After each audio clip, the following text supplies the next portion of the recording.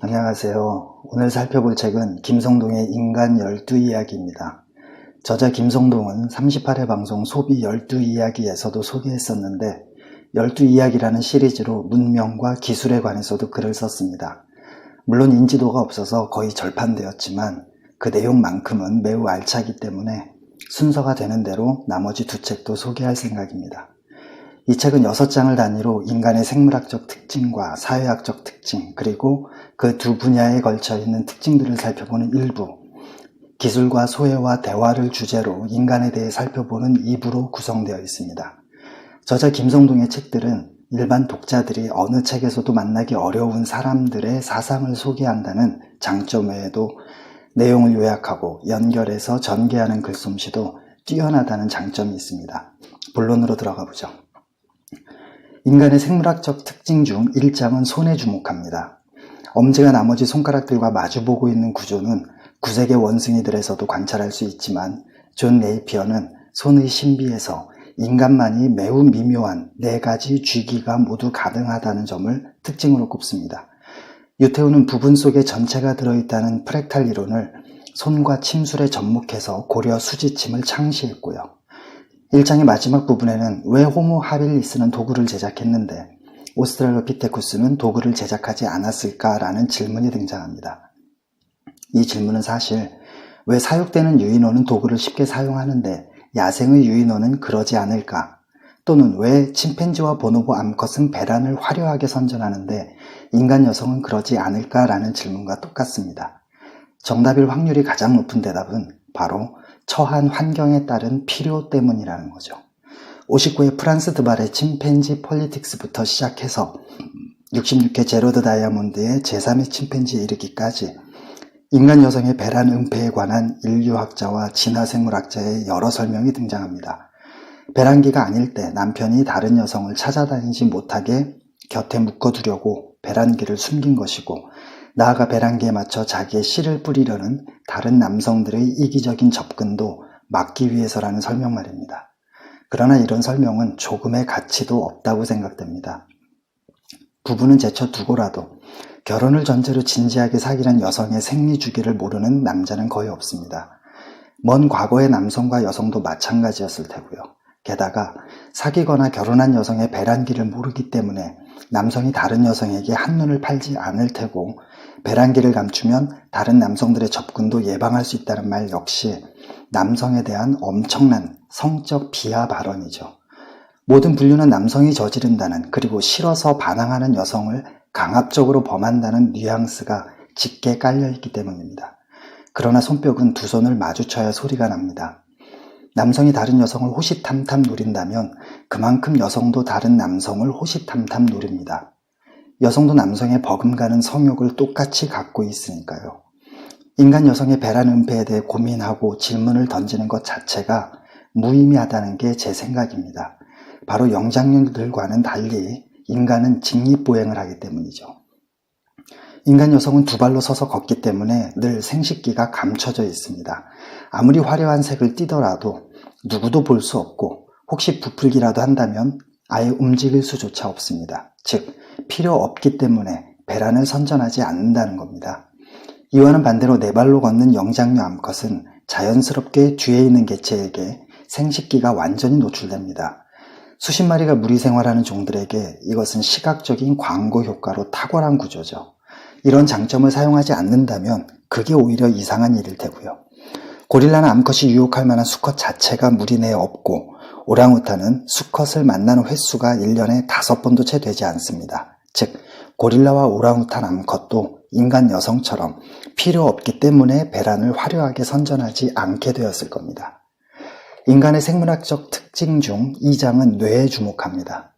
김성동은 토머스 루이스의 사랑을 위한 과학에 근거해서 인간의 뇌가 생존에 필수적인 신체 활동을 담당하는 뇌관과 소뇌인 파충류의 뇌, 모든 감정과 정서와 느낌을 담당하는 변연계인 포유류의 뇌, 그리고 논리와 추론과 상상과 판단을 담당하는 전두엽과 의식적인 신체 활동을 담당하는 두정엽, 측두엽, 후두엽인 인간의 뇌라는 세 부분으로 이루어졌다고 말합니다.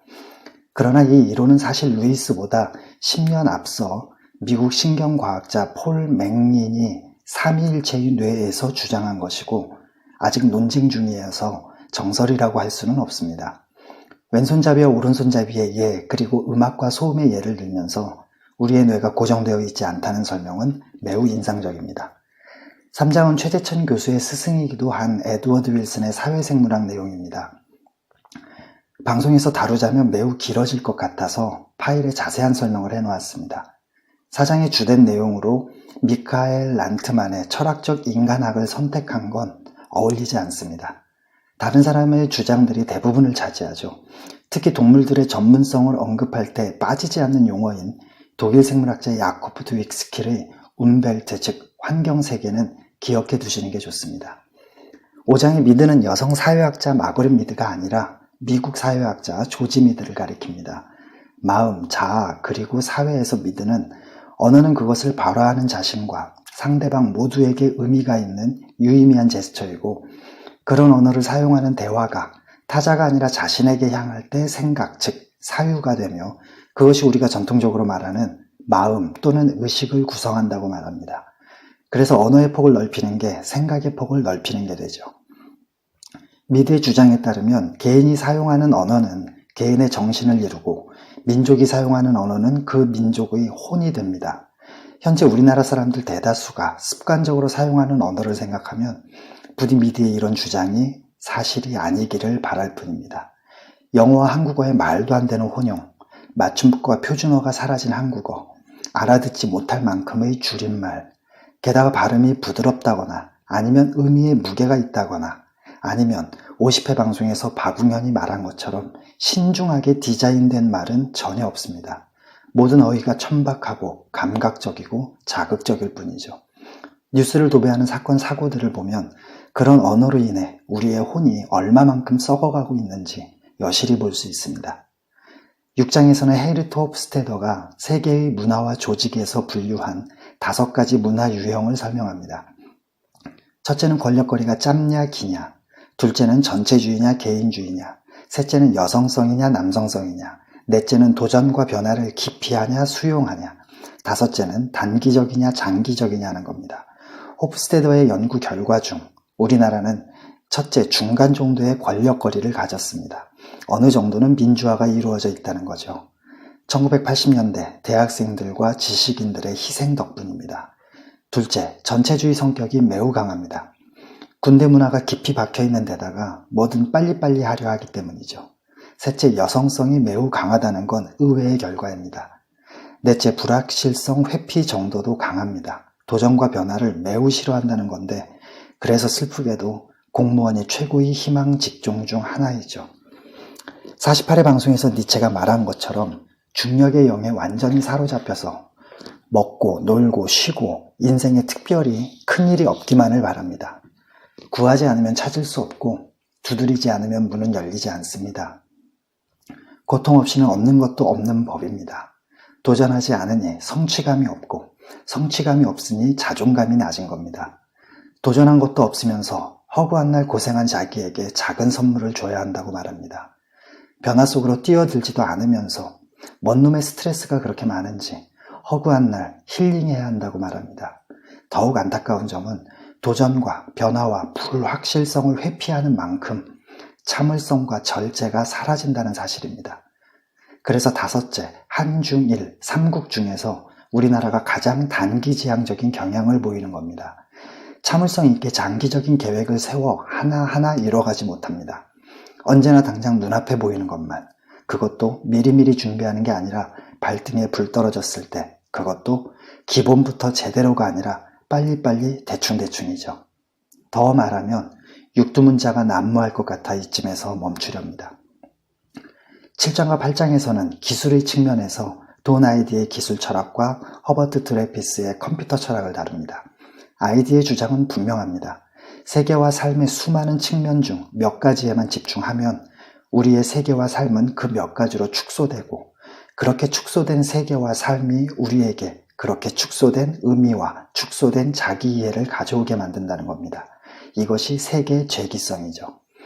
기술의 본질이 그렇다는 게 아니라 기술을 그렇게 인식하거나 사용하는 우리의 잘못이라는 겁니다. 알파고가 이세돌 구단을 꺾었습니다. 그렇다고 인공지능이 인간을 능가한 걸까요? 아닙니다.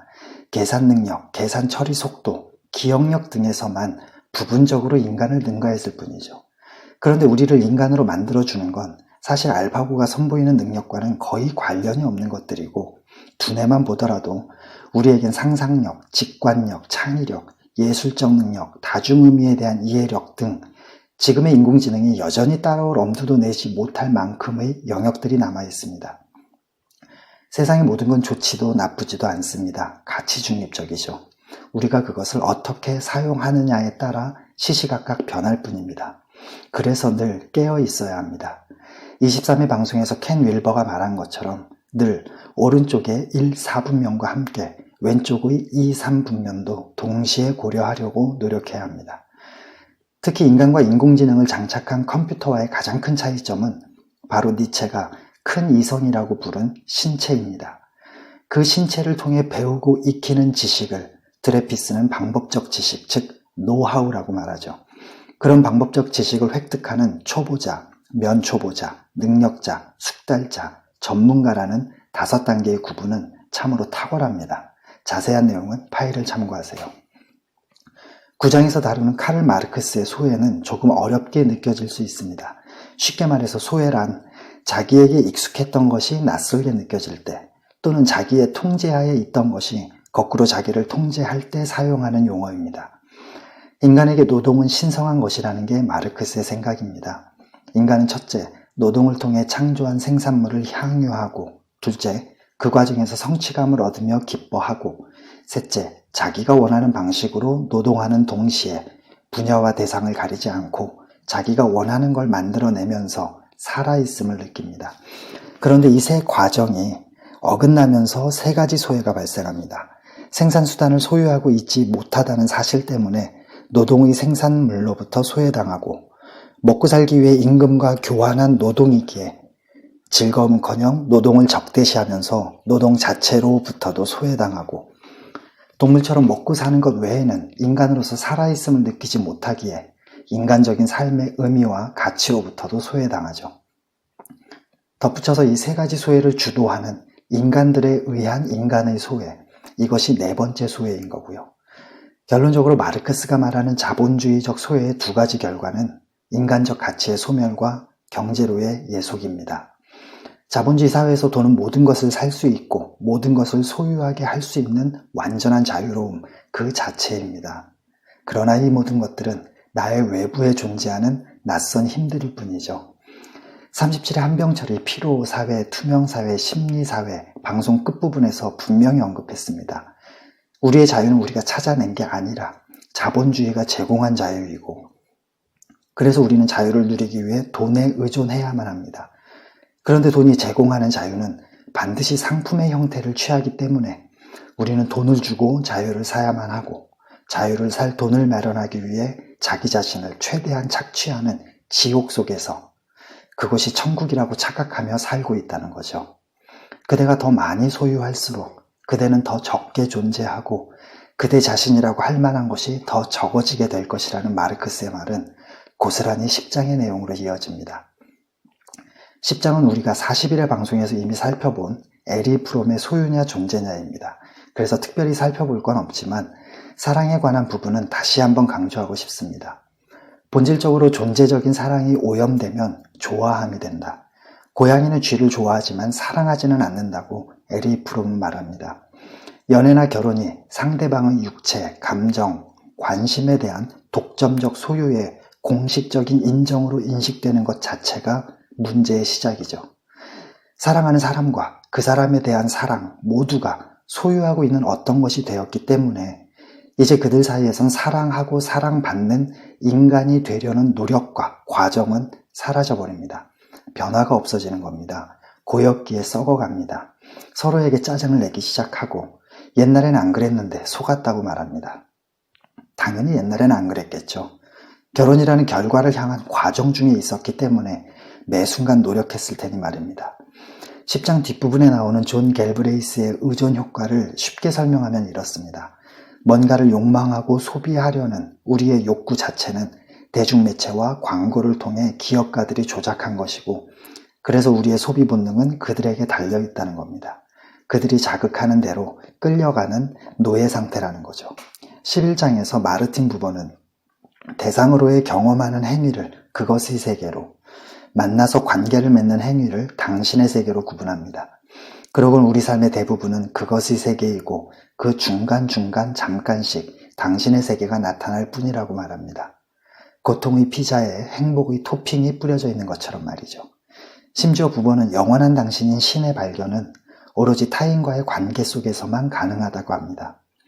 불완전한 존재인 인간은 홀로 살아갈 수 없는 사이의 존재라는 건데, 이것이 12장의 스테판 슈트라스에게서도 고스란히 드러납니다. 현상학의 목표는 간단합니다. 현상을 객관적으로 서술함으로써 모두가 동의할 수 있는 순수한 의식을 찾아내자는 거죠. 그러나 이 목표는 일반인인 우리가 보기에도 불가능한 현상일 뿐입니다. 모두가 좋아하고 모두가 싫어하는 사람이 있을 수 없듯이 모두가 동의하는 순수한 의식도 있을 수 없습니다. 다른 측면에서 보자면 누구나 특정한 국가와 민족과 사회와 집안에서 태어납니다. 태어나는 순간부터 수많은 색안경을 낀 상태라는 거죠. 이것이 슈트라스가 말하는 대화적 현상학입니다. 우리는 태어나는 순간부터 조지 미드가 객관적인 자아라고 부른 이미 존재해 있는 일반화된 타자들에게 의존할 수밖에 없고, 그들과의 관계 맺음과 대화를 통해 그들로부터 없는 것들로 자기 자신을 보충해가는 불완전한 존재라는 거죠. 고생하셨습니다. 다음 시간에 뵙죠.